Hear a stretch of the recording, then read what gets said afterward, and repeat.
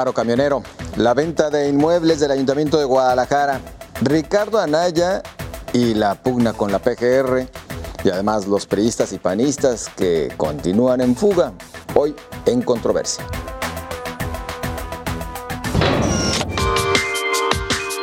Como se estila desde hace más de 70 años, el transporte público es protagonista en tiempos electorales. El paro camionero es un tema político o se sustenta con argumentos económicos. La opinión pública, los ciudadanos, cada vez más participativos y enterados, tomaron bando y condenaron enérgicamente a camioneros, choferes y subrogatarios por parejo. En la esfera de los números aparece la controversia por la propuesta de incremento a 10 pesos y la disminución de los pasajeros en los últimos meses. Otras voces que surgieron piden que el transporte público sea traído por el Estado y Citeur y sea más incluyente. Para los quejosos, el gobierno ha fracasado y el sistema camión empresa también.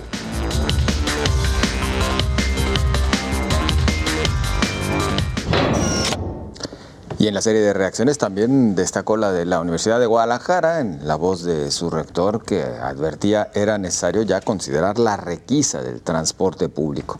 Así damos inicio en controversia. Saludo a mis compañeros. Sonia Serrano, muy buenas noches. ¿Qué tal? Muy buenas noches. Julio Ríos. Buenas noches. David Gómez Álvarez. Buenas noches. Jaime Barrera, muy buenas noches. José Ángel, buenas noches y buenas noches a todos.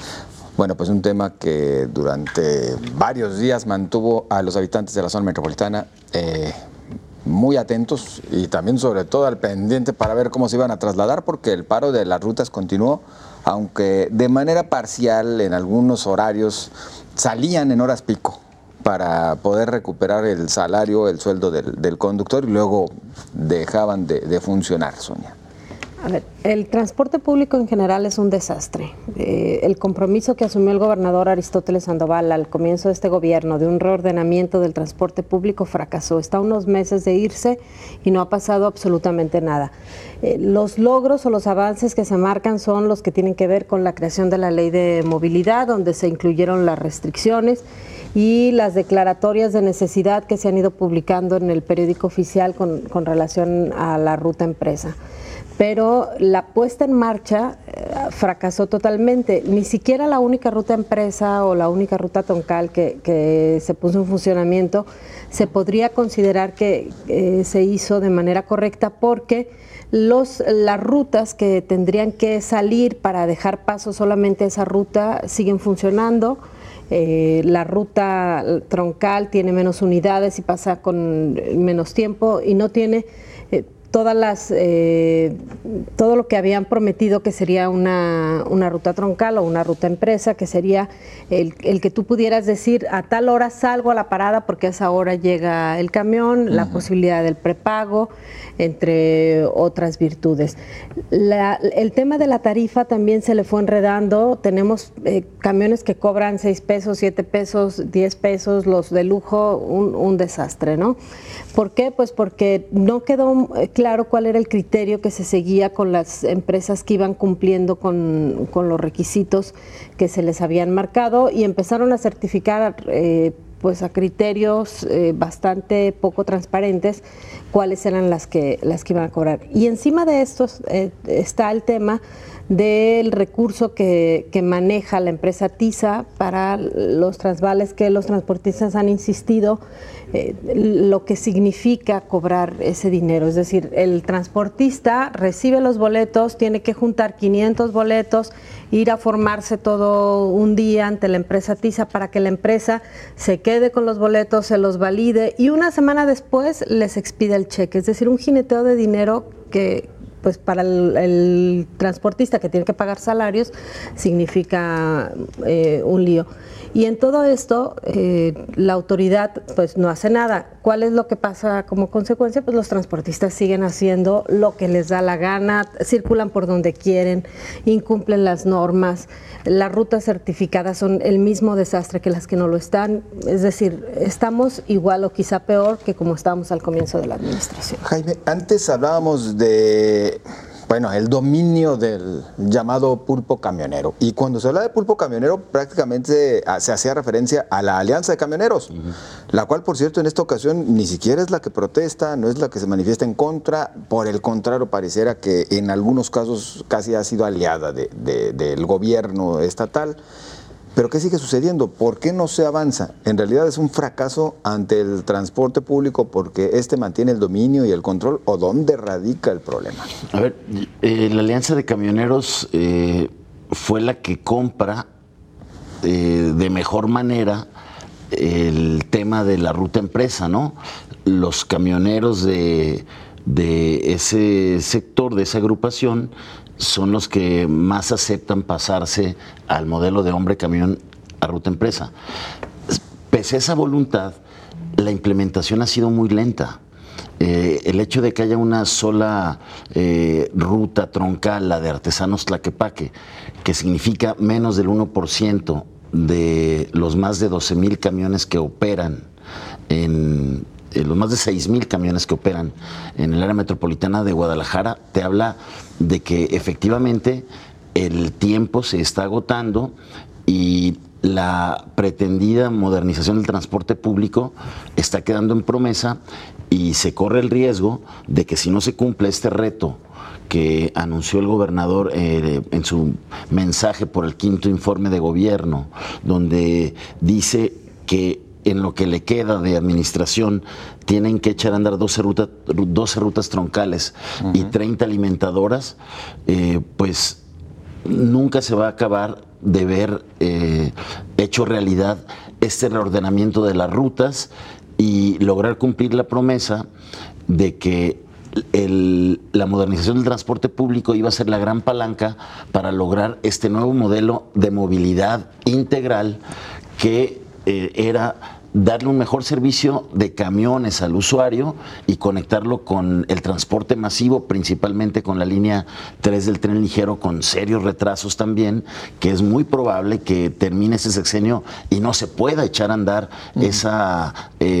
la principal apuesta del transporte de este gobierno, y tampoco es que se logre articular a una red amplia de ciclovías que promueva la movilidad no motorizada, que tenga un buen ensamble y articulación también con las nuevas empresas de redes de transporte, la renovación de los taxistas. O sea, es algo que está quedando ahí a medias, sin acabar de tomar forma, sin lograr el objetivo último de darle un mejor servicio al usuario, y la mejor prueba de ello es el dato que revela hoy el periódico El Informador, que dice que lejos de haber más usuarios de transporte, que es el objetivo final del tema, se han bajado del camión más de 60,000 y 50,000 usuarios. Y hay más carros.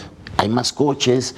Entonces, bueno, esa es la prueba más evidente de que pues está lejos de lograrse esta promesa. Tú que has viajado tanto, David, ¿por qué en otras partes del mundo sí funciona y aquí no?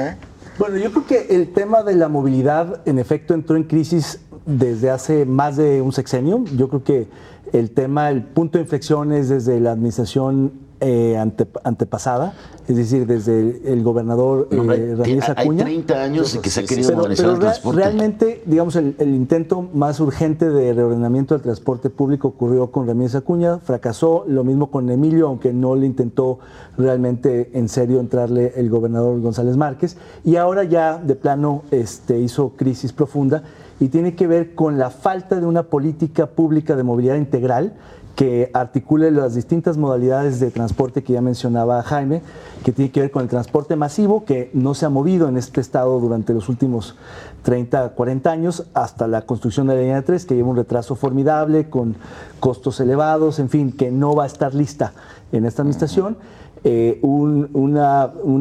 Digamos, sustituto de transporte de taxi, que son las plataformas en red, las redes de transporte, que tampoco fluyeron bien, que tuvo que darse un jaloneo fuerte con la introducción de este transporte, que ha logrado ofrecer una alternativa a los usuarios, pero creo que el gran problema ha sido el transporte público, los camiones, y ahí creo que se debe a que el gobierno no se ha sentado a hacer un diagnóstico profundo, en serio, más allá de los que han pagado inútilmente y muy costosos, y que no han, digamos, tomado la voluntad, la decisión política de entrarle a fondo y sentarse con el peso de la autoridad y la ley. No, pero diagnósticos hay un montón, David. Pero mal hechos. Yo creo que hay muchos que no más realmente... bien el problema es que no puedes pretender cambios y meterle mano al tema, o sea... No, es que el problema, hay diagnósticos que se encargaban muy caros afuera que no sirven de nada, hay otros diagnósticos incompletos acá, desactualizados, se está moviendo todo el tiempo esa realidad,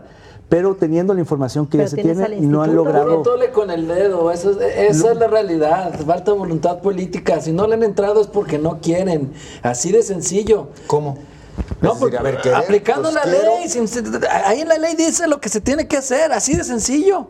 Bien decías de que se pueden requisar las unidades, se pueden quitar las concesiones, porque el servicio sigue siendo obligación del Estado, solo se concesiona. Ahí en la ley dice lo que se tiene que hacer, así de sencillo. Simplemente no se ha querido, es un problema político, falta de voluntad política, porque siguen siendo cuotas corporativas, porque hay políticos que tienen concesiones de camiones y porque son ávaros, lo que quieren es seguir haciendo negocio ¿Por qué no dejas y que exprimiendo. los transportistas se hagan cargo de su ruta empresa? ¿Por qué les tienes que imponer quién va a manejar? Exactamente, por ejemplo, y si no fuera negocio, el otro año tengo entendido que hubo como 1000 solicitudes para tener transporte público. Entonces, si no es negocio, ¿por qué tantas solicitudes? Así de sencillo. Y la verdad que el transporte público ya no solo es, en este caso, un servicio, una obligación del Estado, sino también una necesidad. Muchísimos preferiríamos ir en el transporte público, o sea, manejar en esta ciudad es de locos. Si tuviéramos, a eso voy, si tuviéramos un transporte público, por supuesto que lo usaríamos, pero pues no, se reproduce todos estos reflejos de desigualdad, del hacinamiento que hay en las clases desfavorecidas, lo reproduces ahí, por ejemplo, también en el transporte público, ¿no? Ahí es señal de que no les interesa, así de sencillo. ¿Qué diagnósticos ni qué 8 cuartos? Pura tole con el dedo. Bueno, y hay opiniones de ustedes. ¿Alcanzamos a darle salida a algunos de los comentarios que hemos recibido a través de las redes sociales? Los amagos de los camioneros. Para ti el servicio vale los 10 pesos que exigen como tarifa. Aquí los comentarios. Nadie-GDL dice, si fueran los de Citeur, sí.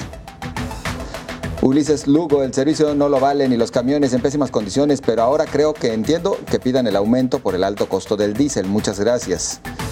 Gorgonio Morales, 5 pesos vale por un servicio riesgoso para el ciudadano que lo utiliza y para el que no lo utiliza. Y el gobierno, puras amenazas. Entre paréntesis dice mentiras, como empezó con su mandato. Gracias, Gorgonio, por su participación. Jaime Everardo, estaría muy bien pagado en 5 pesos. Realmente son chatarras que contaminan, manejadas por bestias. Bueno, muchas gracias por sus comentarios. Jesús Alegría Domínguez, con el respeto de que los señores transportistas me merecen, considero que no es justa una tarifa de 10 pesos, debido a que el servicio sigue siendo pésimo. Señores, no se les olvide que primero es la gente.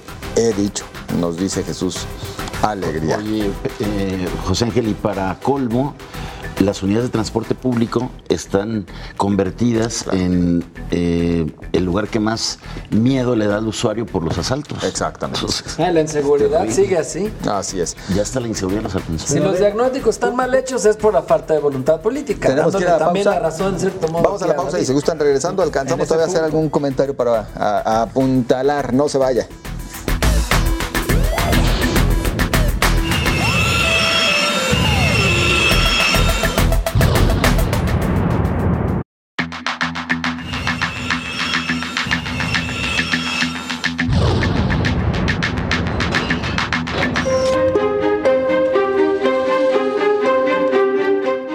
Ahora los predios en controversia son 2 inmuebles sin valor arquitectónico aparente. Uno se ubica en Marsella y Pedro Moreno y el segundo es el del registro civil número 1 en la avenida Alcalde.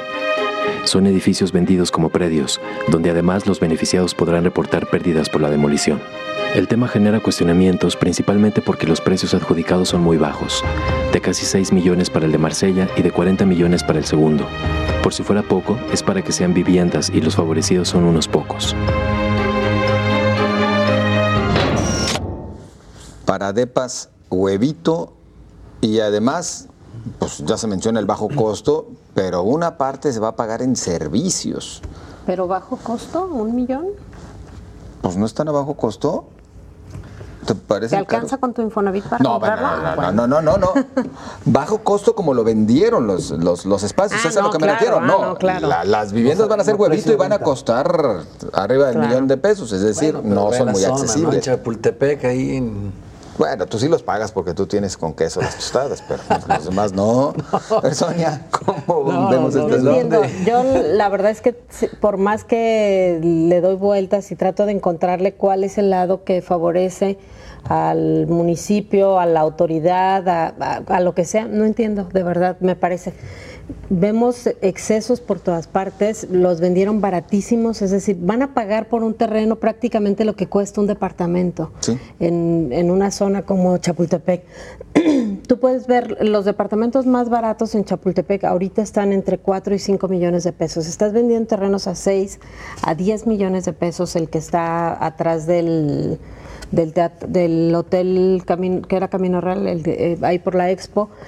O sea, no entiendo cuál va a ser el beneficio, porque además tampoco va a ser vivienda popular. La vivienda popular tendría que ser aquella que el trabajador pudiera adquirir a través de su crédito de Infonavit o de Fobiste o lo que sea. Es imposible, tendría que ser un crédito bancario, que esto pues descarta a, no sé, 80-85% de la población para acceder a ellos. ¿Quién se va a echar y la otra parte es lo que documentó 44 Lab acerca de quiénes son los beneficiarios, que son personas que han estado muy cerca a Movimiento Ciudadano. Entonces, me parece que, digo, no entiendo cómo pudo suceder. Claro, con el aval de los regidores de Guadalajara, que terminaron pues callándose incluso en la oposición, y me parece que podríamos estar ante uno de los casos más delicados de esta administración. Ni el argumento de la redensificación basta, David. Lo que pasa es que yo creo que la política de redensificación es correcta, pero creo que al gobierno, en este caso al municipio, no le corresponde necesariamente realizar este tipo de programas o este tipo de proyectos. A mí me parece que el primer punto es que el ayuntamiento está perdiendo, o los ayuntamientos de la ciudad están perdiendo patrimonio. Muchos de los predios y edificios los están desincorporando, privatizando, vendiendo, y eso en el largo plazo supone que van a tener menos activos para después, en un momento de crisis o de coyuntura, poder desincorporar y generar ingresos. Es decir, los ayuntamientos del país y de Guadalajara en particular están empobreciéndose en sus activos, en sus terrenos. Segundo, esa política de verticalización, de redensificación, es una política que debe de promover la inversión privada, pero donde los valores sean de mercado, no de remate. Entonces, a mí me queda claro que si hay prisa y hay poca transparencia, desde luego que los tiradores son pocos y algunos sospechosos. Creo que estos terrenos, algunos muy valiosos en puntos estratégicos, tendrían que subastarse públicamente con tiempo para que realmente adquieran su valor de venta comercial de la zona. Y en algunos casos incluso yo creo que el ayuntamiento tendría que invertir en los terrenos para convertirlos en parques o en vías, en espacios recreativos, deportivos, infantiles, que es el caso de este edificio que van a demoler, que una parte creo que sí se va a quedar como de juegos o de área verde de la zona, que en el área de Chapultepec hay pocos parques. Pero me parece que la transformación que pretende el ayuntamiento en tan poco tiempo, con poca transparencia, con un escaso debate público, me parece que lleva a, digamos, decisiones subóptimas, donde me parece que en efecto el ayuntamiento no gana nada o no es claro lo que gane, y tampoco hay un beneficio social tan evidente ni por acceso a vivienda popular, ni por espacios verdes o de esparcimiento, y más bien son negocios inmobiliarios que algunos cuantos que sí tienen acceso a créditos, al financiamiento, lo están haciendo. No, al crédito, y esto, de la información privilegiada, porque no nada más es disponer del recurso. Y esto tiene que ver con también todo el programa de mitigación y compensación, que es un tema donde yo sí considero que había que, digamos, legalizar o enderezar las chuecuras que muchos empresarios hicieron, pero les salieron muy baratos. Decía un empresario inmobiliario que con la ganancia de un departamento pagó la multa, y las ganancias de los 3 pisos que excedieron el nivel, pues se quedó muy contento con las ganancias.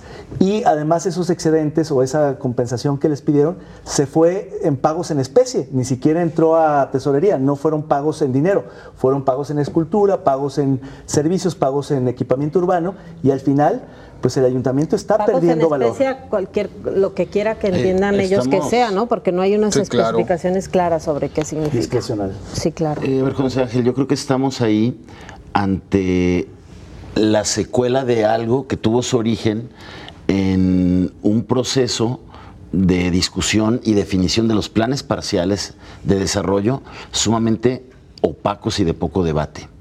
un tema que irrita muchísimo a las autoridades municipales que están llevando a cabo estos cambios cuando se les cuestiona dónde, por qué se omitió el debate público para enajenar lo que es patrimonio de todos y que se hizo con criterios que difícilmente con las justificaciones que dan queda claro que es para beneficio de la ciudad o para ayudar a reordenar el desastre urbano que tenemos, para ayudar a abatir los amplios déficits de zonas verdes que tenemos.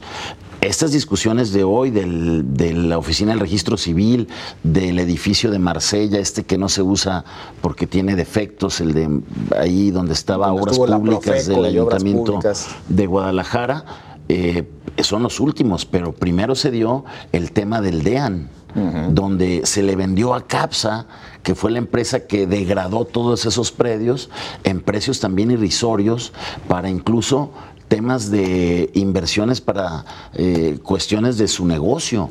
Entonces realmente creo que más que ir dirigidos a redensificar la ciudad, hacerle un bien a la ciudad, parece más bien como una especie de pago de favores, gratificaciones a mecenas políticos, y a un asunto más de especulación urbana, ¿no? Que habrá que seguir exigiendo que sea transparente y ver cómo definieron los precios de los precios de esos terrenos que tenían incluso otros usos para equipamiento urbano y que se cambiaron al modificar los planes parciales de desarrollo para poderlos vender a constructores y a desarrolladores de vivienda y de torres, ¿no? ¿Y la oposición, Julio?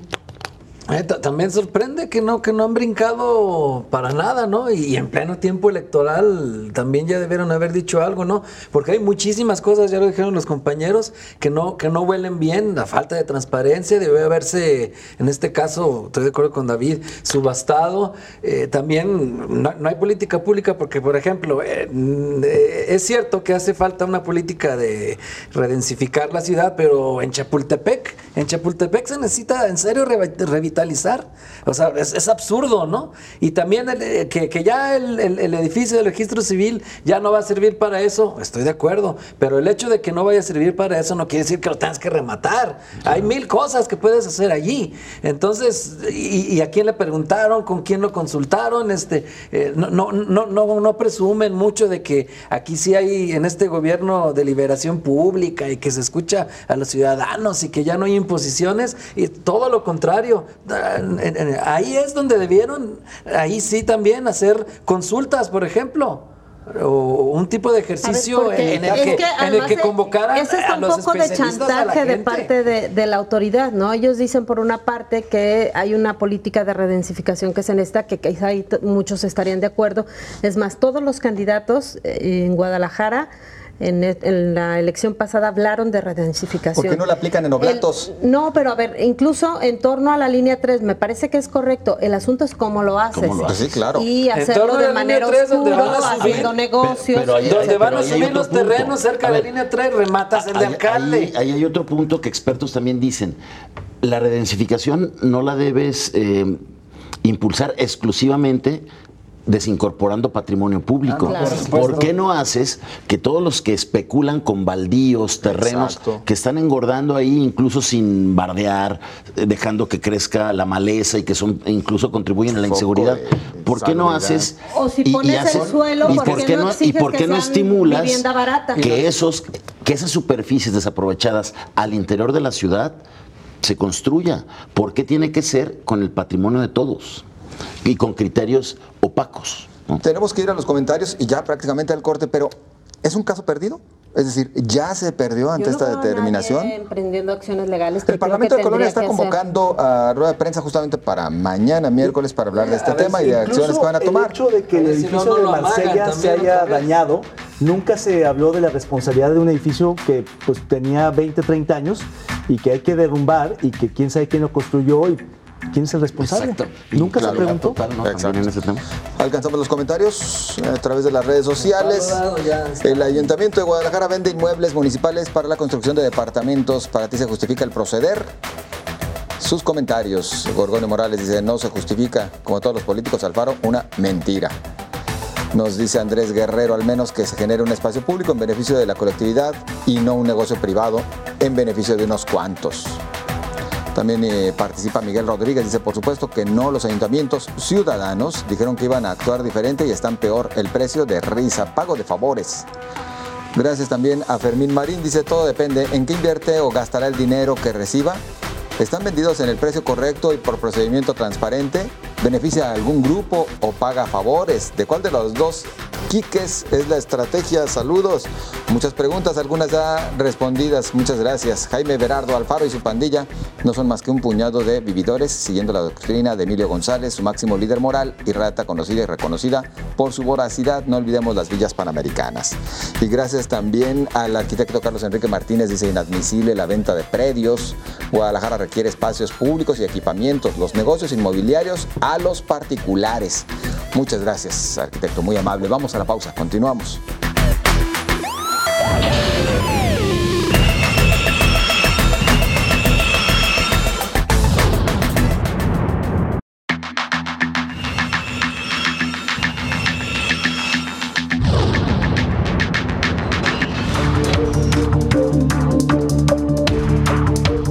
La trama del candidato de México al frente sigue en los titulares de todos los medios nacionales, como si fuera película exitosa, y encabeza los debates políticos.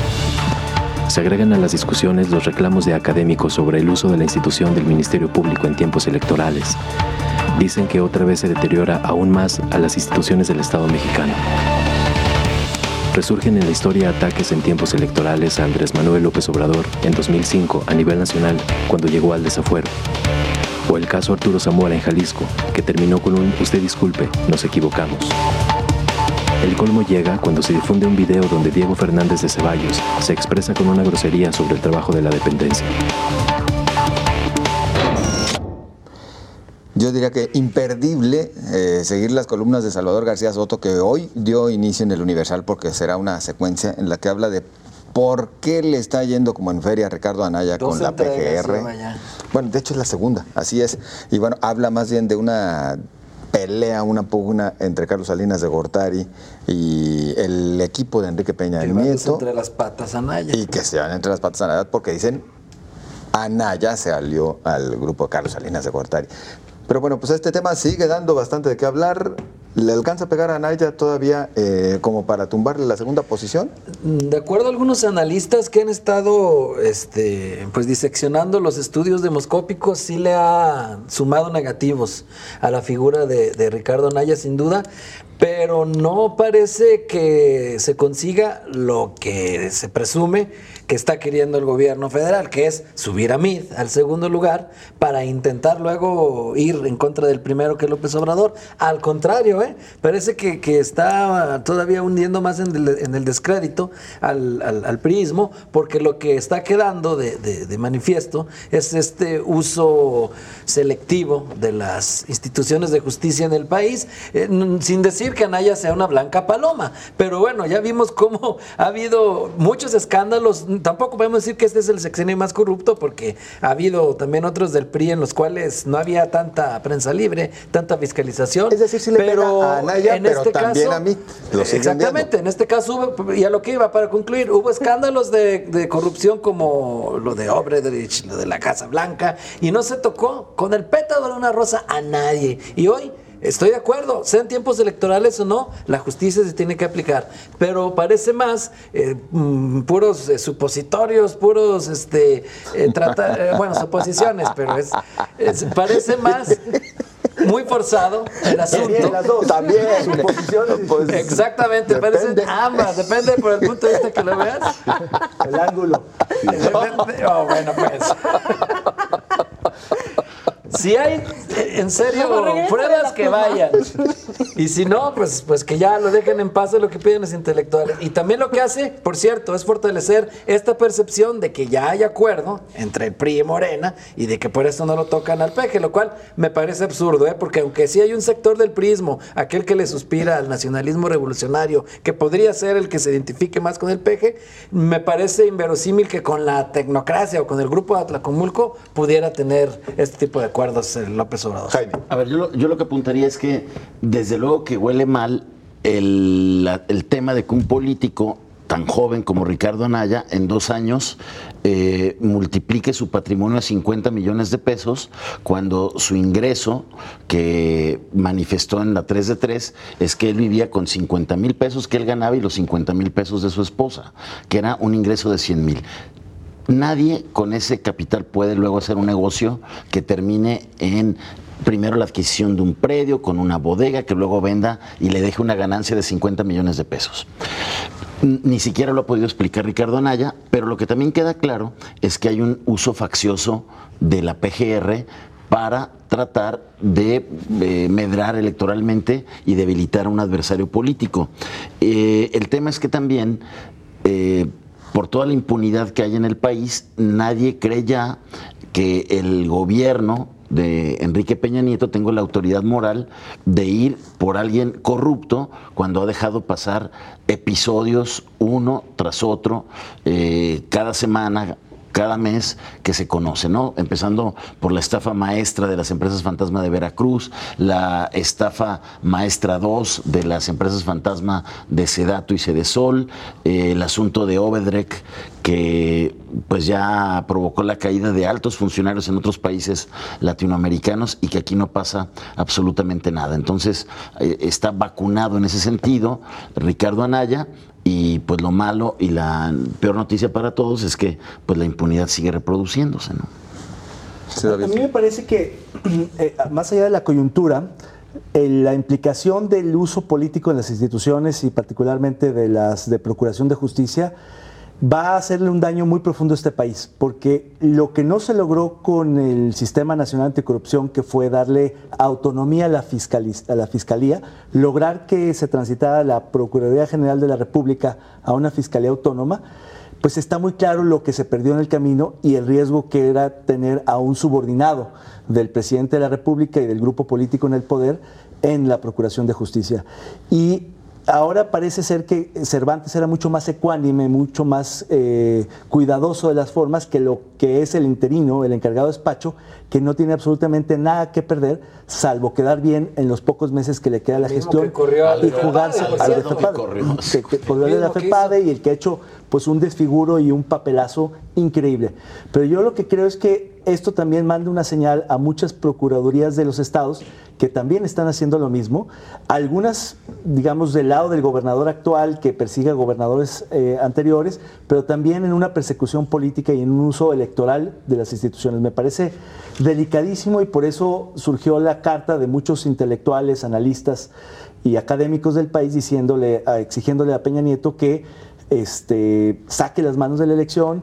Él responde con frivolidad, como siempre, diciendo yo no me entero de eso, son puros chismes, pero el hecho es que todos sabemos qué está ocurriendo y eso pues creo que mina la credibilidad, no solo en este momento, sino para adelante. Entonces, hoy más que nunca creo que queda muy plasmada la urgencia de una fiscalía autónoma, de un fiscal íntegro, de un fiscal que sea designado de manera indirecta, que no sea un subordinado del presidente y que no esté iniciando procedimientos menores comparados con otros mayores que existen y usándolos en plena elección. Me parece que es delicadísimo lo que estamos viendo y pues esto vamos a verlo repercutir mucho más allá de la elección. Sonia. A ver, creo que lo más delicado de todo esto es la situación que vive el país de impunidad, en donde hace mucho tiempo que las instituciones de justicia dejaron de funcionar, que no están sirviendo para resolver los problemas delicados del país que tienen que ver con el crimen organizado, con el tráfico de drogas, con las desapariciones, con el aumento en los homicidios, que son los problemas que le duelen a los mexicanos. Y en cambio, cuando de pronto te das cuenta que sí existe la PGR y que sí trabaja, es para un asunto como este. Por supuesto que a cualquiera le molesta. Esa es la parte que tiene que ver con la vía institucional.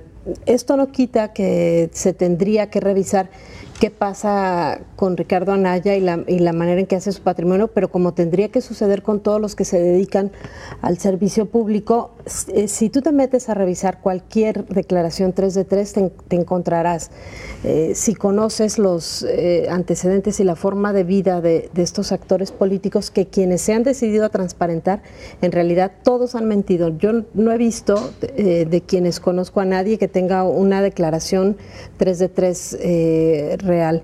Y los que definitivamente saben que sería imposible explicar por qué tienen lo que podrían declarar, pues mejor ni se meten a ese lío. Ahí está, creo, el parámetro de la mayor parte de los políticos. Es más, yo me atrevería a decir casi 100% de los que tienen que presentar 3 de 3 están en condiciones en que no sabrían explicarlo.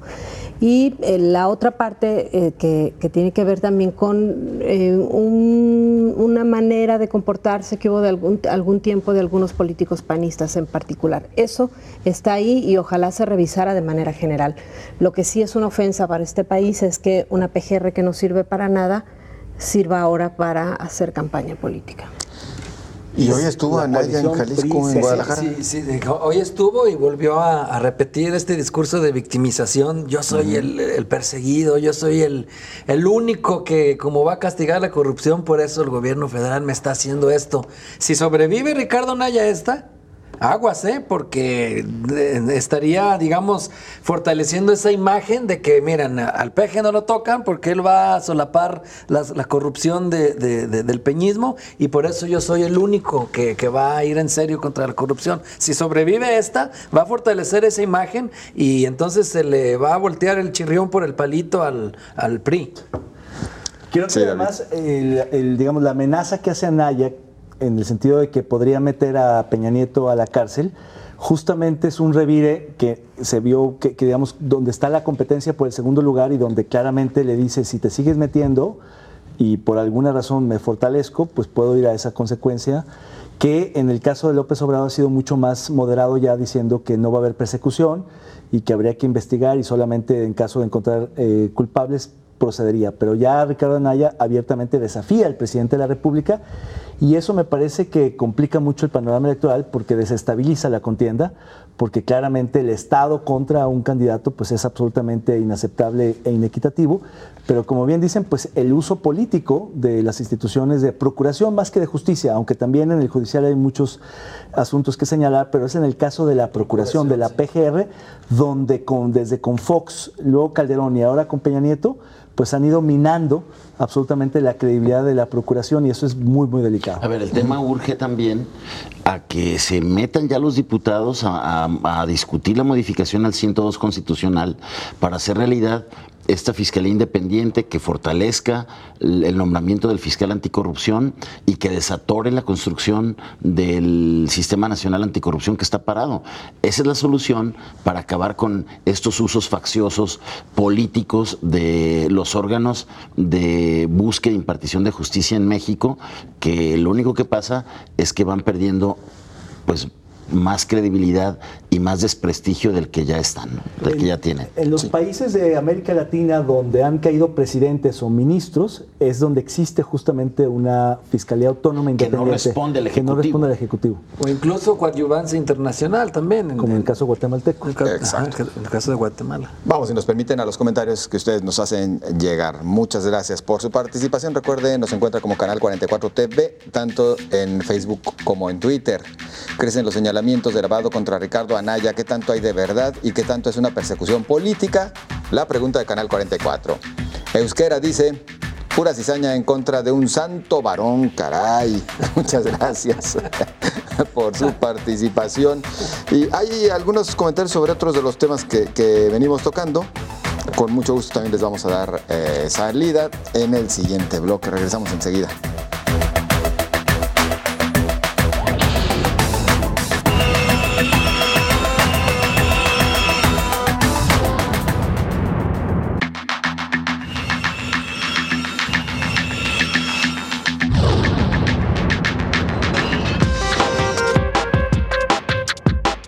Entre traidores, traicionados y traiciones transcurre el periodo de intercampaña. Los principios ideológicos parecen pesar menos y muchos de los que se van alegan que no fueron tomados en cuenta. La realidad es que en los partidos aparecen los mismos rostros y nombres. Los casos más sonados, Claudia Delgadillo y Sergio Chávez, que hoy reciben fuertes críticas de sus ex jefes y ex líderes hasta llegar a la persecución en nómina de familiares, amigos y recomendados. Se esperan más fugas, según los analistas, principalmente porque los partidos están reflejando una total falta de democracia interna, de sostenimiento de una ideología. Los que faltan, seguramente. Y lo que sí se viene planteando ahora, aunque ya no aplicaría para este proceso electoral, es que cuando se den este tipo de brincos de partido buscando que sí les alcance alguna posición en otro instituto político, cuando ya sea dentro del proceso electoral, pues no se les permita, que quede prohibido este tipo de chapulineo, que es lo de hoy, es lo David. Claro, digamos, limitar legalmente un derecho político como es la libre afiliación o militancia puede ser complicado, pero más bien los partidos políticos deberían de generar mecanismos de control, de regulación propios, donde tuvieran que pasar por un filtro, un tiempo previo, una militancia por un periodo determinado. Y en cambio lo que hay es un pragmatismo que ya hemos discutido mucho acá, en el que el problema es que, digamos, cuando un alcalde se cambia de un partido a otro, pues ya no hay manera, digamos, en la siguiente elección de sancionar a ese partido político porque ya milita en otro, así se presenta la reelección o no. Y así sucede con los diputados lo mismo, y en ese sentido lo que hay es un deslavamiento, una confusión absolutamente difícil de dilucidar para el electorado que no sabe pues por qué está pasando. Creo que hoy la marca ganadora o la marca en ascenso de moda es Morena, y por eso hemos visto que panistas y priistas se pasan a ese lado, pero históricamente eso ha ocurrido también del PRI, el PAN a MC, y anteriormente históricamente de otros partidos al PAN en su momento.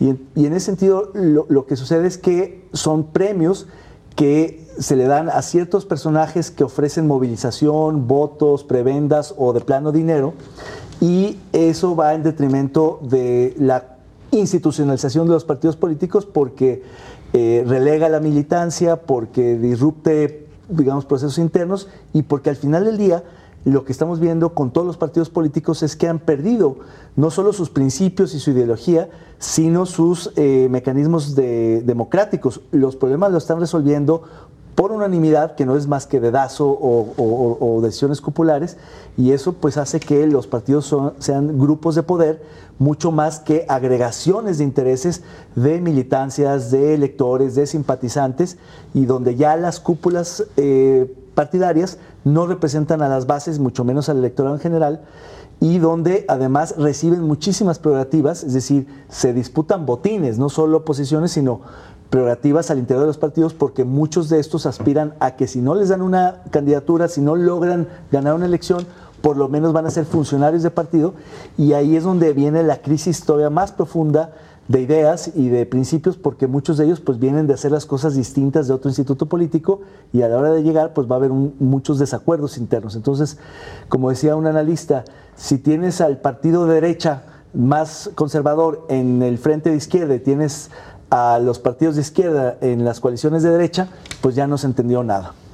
¿Cuál es la realidad, Sonia? ¿O cuál podría ser la realidad? ¿Los que se van solos o sí se llevan su bonchecito de simpatizantes y de militantes de esos institutos políticos? Bueno, creo que en esto tendríamos que revisar cada caso en particular. Cada caso termina por ser diferente. De que se llevan a quienes han hecho trabajo político con ellos, yo creo que sí. Hay algunos que tienen mayor capacidad incluso de llegar al ciudadano común y corriente. A mí la verdad, esto de que vayan de un partido a otro no me sorprende, ni siquiera me parece que sea algo que se tenga que regular ni que tengamos que revisar, porque volvemos al mismo tema de lo que tendría que hacer el ciudadano al momento de tomar una decisión, revisar perfiles y no partidos políticos. Es decir, si un partido consigue fichar o llevarse a un político que ha hecho un buen trabajo, que ha sido honesto, pues está bien que el ciudadano lo vote en independientemente del partido que esté, pero si se lleva un pillo, pues ojalá que el ciudadano se dé cuenta que aunque se cambie de camiseta, seguirá siendo un pillo. y que el ciudadano tome decisiones de si de cualquier forma un proyecto en el que cree, un candidato en el que cree, por la manera en que se va acompañando, sigue respondiendo a lo que le está ofreciendo o si se convertirá en lo mismo que el resto de los partidos políticos. Y ojalá que el ciudadano apuntara en cada uno de los puestos por los que va a votar cómo funciona cada uno de los candidatos a la hora de tomar su decisión, y de esta manera determine si puede seguir votando por ellos, si prefiere mejor ni siquiera presentarse en la casilla y mejor aprovechar el 1 de julio con su familia muy bien aprovechado, o ir a la casilla y tachar las boletas. Lo que hay que hacer es revisar los perfiles. Julio. Pues hace una semana comentaba aquí en esta mesa que el PRI estaba en un riesgo de caer al tercer lugar, y en su momento pues lo que comentaba es que si seguía esta desbandada esto podría acrecentarse, ¿no? Y así fue. No pasaron más que 2 casillas, exactamente. No lo los dudes, que faltan, Oye, los que faltan. ver si se va a Morena o a MC. Claro. No, bueno, pero Jesús Casillas ya se iba desde Ya hace 6 años, ¿no? Y ya le han estado Pero fue coqueteando. senador. Pues sí, le dieron la senaduría y se aguantó 6 añitos. Pues bueno, a lo mejor fue un premio muy grandecito también, ¿no? A la senaduría, ¿no?